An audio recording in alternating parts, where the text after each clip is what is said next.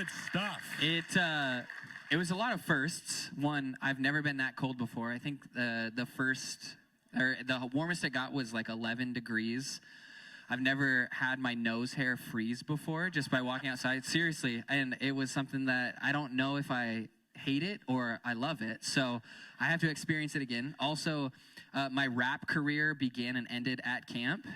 Yeah, that was something. And then also the guy who runs the camp, he's been there for 27 years. And he said that was the first time that he had ever seen a child duct taped to a tree. And I laughed because I was like, we've been doing this for like 6 years. I was going to say, I know for a fact I've duct taped kids to trees before, so he wasn't watching. He just hadn't noticed. So, oh, man. But camp was so amazing. And it was amazing because of our leaders. We had, people rallying around, showing up early to get buses started, to tow the trailers over, and just our leaders. I know there's a few of you who are there, and we can't do camp without you. And I know there's some of you here, so will you guys just give them a round of applause really quick? Yeah. I don't want to harp on it and brag too much, but I just want to say that the future of the church is bright. It is. Students love, and they want to know Jesus more, and they want their friends to know Jesus more. So anyway, on that note, my name is Tyler. I'm the youth pastor. Last weekend, I was over in Ellensburg doing winter camp, but we are here this morning to give a few announcements, starting off with today at 1 p.m. is our MRCC family pool party, and it's going to be at the Enumclaw Aquatic Center.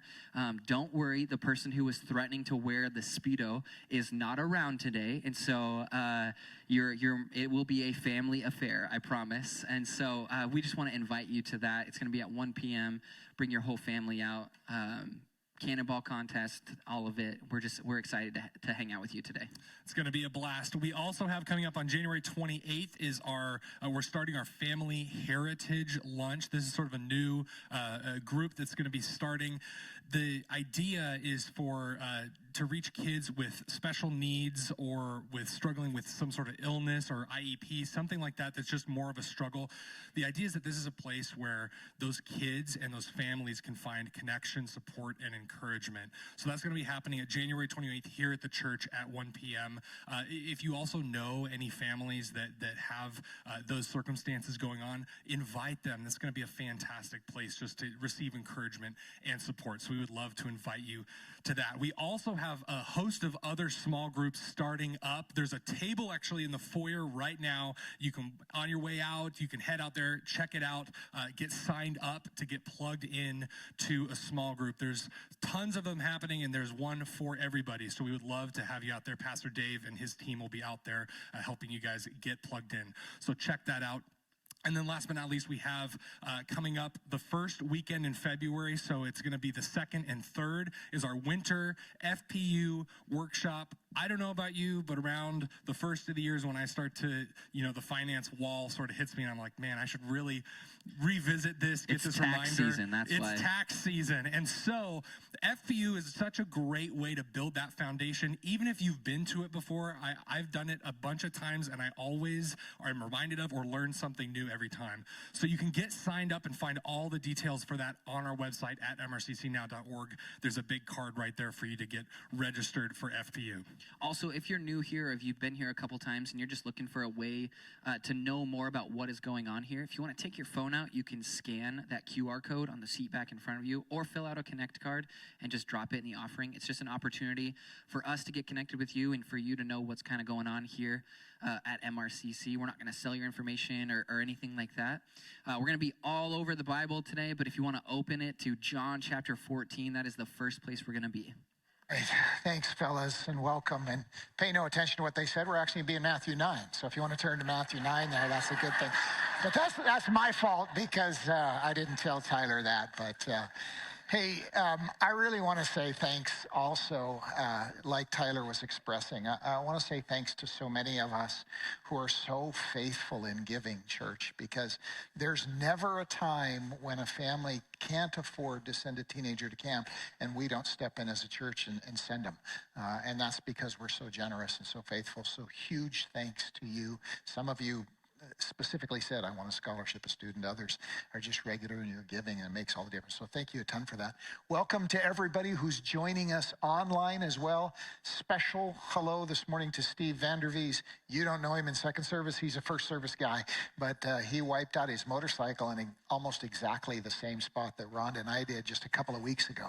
And so he's going through that healing process at this time also, and he keeps wanting to make it in. He's got a collarbone broken in 2 places, a bunch of ribs, skull fractures. I said, no, Steve, maybe you should stay home with skull fractures, but I say all that with a little bit of humor because he is healing. He is going to be fine. It's just a long journey, and I told him I'd say hi to him this morning on the podcast. Great to see you. I had a friend say to me when he saw me wearing this shirt, Ted Nugent called and he wants his shirt back. Which is rip-off of a line from Ocean's 11. But anyway, you get the idea.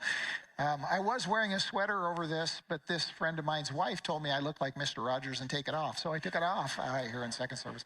Can't make people happy. If you're me, you just can't make people happy. Hey, listen, last week we started a teaching series called Set Apart. And the subtitle is Being Different on Purpose.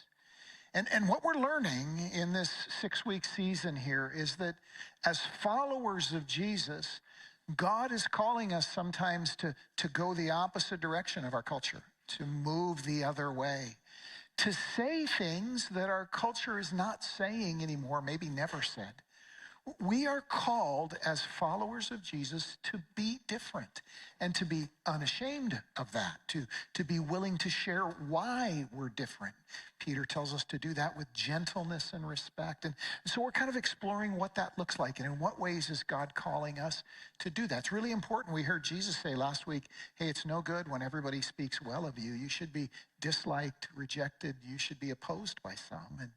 And that's a hard call, but it is the call that Jesus gives to us. And so we're unpacking what that looks like. This is our second week of doing that. Let me begin by asking you this. Raise your hand if you've ever turned the wrong way on a one-way street, right? I mean, most of us have done that, right? At least once. I'm ashamed to say I think I've done that about 3 times in my life. I'll never forget, though, the first time that I did it. I was just 16. I was only a couple months driving, and I took a turn, not paying attention, listening to my radio more than I was paying attention to the road, and I turned into a one-way street with traffic coming directly at me in several lanes. And I remember the sudden panicked feeling. And I also remember all the people coming towards me, expressing their love to me in various ways with hand gestures and expressions, and I was like, I'm going the wrong way. And I realized what I did. And so, you're kind of reacting. And so I immediately turned off of that street into another one-way street. It was a smaller street, a shorter one, but unfortunately this other one went right into a log truck yard, okay? And so when I turned into the second one, suddenly there's a log truck coming right at me. My pickup was a big truck, but it wasn't that big. And so I turned over to the sidewalk and my heart's racing and I'm panicking. I was stop, and I'll never forget the log truck driver as he pulled past, he looked over at me, locked eyes, and shouted out his window, "Nice play, Shakespeare. What about the second act?" And I thought, how does a log truck driver know about Shakespeare? I don't know, but I'm kidding. But yeah, I mean, you felt the panic and the sudden sense of danger that goes with turning the wrong way on a one-way street. You've all heard the joke, I'm sure, about the guy who was driving home. His wife calls him and says, "Honey, watch out. I'm watching the news. There's some guy going the wrong way on the freeway." And he says, "No, it's not one guy. It's a whole bunch of people," and the whole idea, right? You've heard that one before. But I'm sure you know also that going the wrong way on a one-way street is actually incredibly dangerous. I didn't know this. I learned this week, but on average in the United States, 371 people a year lose their lives going the wrong way on a one-way street. That's amazing to think that. I mean, that doesn't count all the injuries. That's just mortalities. Going the wrong way on a one-way street is a dangerous thing. And the reason I bring that up this morning, church, is because Jesus wants to talk to us about the fact that eternity is a one-way street. That there's only one way to God the Father. There's only one way to the heaven that we all think and talk and sing about. And Jesus makes it quite clear what that one way is. Now, you and I would never say to our teenagers, hey, don't worry about what way's the right way. Just drive whatever way your heart leads you when they go driving. No, I remember when my son was just starting to drive on his own, and I said, son, one of the things you really want to watch out for, is those one-way street signs, because they'll sneak up on you. And Jesus wants us, God wants us to recognize that eternity is actually a one-way street. That's not the way our culture thinks. That's not the message that most of our world puts forth. Instead, there's this idea that, all roads lead to God. Just find one that's comfortable for you. Go with your heart. And that is a road to disaster. That's a road to chaos. We as followers of Jesus are called to recognize that he says clearly and unequivocally that there's only one way. Here's the way the Lord himself put it. He said, I am the way and the truth and the life. And no one comes to the Father except through me. Let me ask us this morning, when Jesus says that, do you believe him? Or do you just kind of go, well, that's one opinion. Let me hear some others. When Jesus says that, he is being unequivocal, not only about who he is, but about the fact that eternity is a one-way street. Here's how the Apostle Paul put it, writing to the young pastor Timothy. In 1 Timothy chapter 2, he said, there is one God and one mediator between God, and that's the man, Christ Jesus. And church, since that's the reality, and since we would never tell our kids or somebody else's kids that the one-way signs don't matter, it makes it incumbent upon us, if we're honest, if we care, if we love, to share that message with the world around us, even when it's unpopular. We're going to unpack this a little bit this morning as we listen to the Lord talk to us. But when I think about this week, I remembered when Ron and I were over in Europe about 10 years ago, and I was driving in Paris, and we were going downtown to see all the famous stuff. And all of a sudden, I turned into the central giant traffic circle of downtown Paris. If you've been there, you know what I'm talking about. It's probably 3/4 of a mile, half a mile across. It's this huge, giant cobblestone circle. And when I came onto it, I was on a one-way street. But once I drove into it, there are absolutely no rules in that traffic circle. Everybody is going every direction all the time. There's no right way, there's no wrong way, and you want to talk about madness. I've been in a lot of third world countries. I've never experienced driving like I did in that circle. And the fastest thing I wanted to do was get out of it. Well, in the same way, God says this idea that there's not just one way, that there's lots of ways, is a dangerous thing. And so he wants to talk to us about it. Let's listen to the Lord Jesus, who loves human beings more than anyone ever has or ever will. Let's listen to him talk about this issue. He was debating with the Pharisees in John chapter 8, and they said to him, who are you? Who do you think you are? If you read the fuller context, who do you think you are? Who are you claiming to be? Jesus said just what I have been claiming all along. You've heard me say it before, I'll say it again. He said, your father Abraham rejoiced at the thought of seeing my day. He saw it and was glad. Now, when Jesus said that, he knew exactly how it would sound. He was telling people that the spiritual leader they most looked up to as a nation, Abraham, who had lived about 1,000 years before, Jesus says, your father Abraham rejoiced at my day, saw it, and was glad. They said, wait a minute. You're not even 50 years old yet. And you've seen Abraham? And Jesus replied, I tell you the truth. That's his catchphrase. When you hear me, you're hearing the truth. He says, I tell you the truth. Before Abraham was born, I am. Now, what was he saying? First of all, he's claiming for himself the most holy and sacred name for God in the Hebrew Scriptures. I am. When Moses heard the burning bush speaking to him, he said, who is that?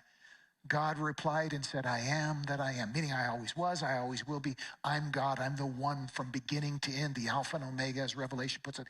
This is God, the Father, the Creator, the Maker, speaking to you. And Jesus takes that name for himself. And his audience immediately understood what he was saying. And so the Bible tells us at this, they picked up stones to stone him. But Jesus hid himself by slipping away from the temple grounds. He would do that a number of times in his life until finally, when it came time for the cross, he didn't slip away, but voluntarily surrendered himself to their violence. But listen to what he's saying. He's taking to himself the very name of God. He does this over and over. The disciples understood exactly what he was saying, which is why John writes in his gospel right from the beginning, when he introduces Jesus, he says this: in the beginning, the very beginning, there was the Word, and the Word was with God, and the Word was God. And lest we misunderstand, through him, all things were made. Without him, nothing was made, created, that has been made. The Word, God's self-expression, God's revelation of himself, his making himself known, the Word became flesh, a human being, and made his dwelling among us. And we've seen him. We've seen his glory, the glory of the one and only who comes from the Father, full of grace and truth. In other words, this is amazing. God's self-expression, God's making himself known to us, was incarnated, became a human being. It's a dramatic revelation. Before I was a Christian, as a young man, I had no idea that that was what the Christian faith claimed. Oh, sure, I knew there was a Christian faith. There was a man named Jesus. I had no idea, though, what he actually claimed, unequivocally and clearly. And when I found it out, it completely blew my mind. And then I had to make a decision. As C.S. Lewis wonderfully points out in Mere Christianity, when a guy claims to be God, he's either nuts, or he's lying, or he's telling the truth. There's no other options. You can't say, well, he's just another great spiritual leader. Great spiritual leaders don't say, I'm God, I made everything. Great spiritual leaders don't say, when you see me, you've seen the Father. But Jesus did, which means we can't just relegate him to that great club of inspirational spiritual leaders. He's either telling the truth or he's not. And I found myself confronting this fact. Do I think he's nuts? Boy, he doesn't talk like a crazy guy. Matter of fact, some of the things he says are the most sane things I've ever heard. Do I think he's lying? Man, I can't, honestly, in my heart, I can't believe that. When I watch him and listen to him in the scriptures, in the Bible, he's not a liar, which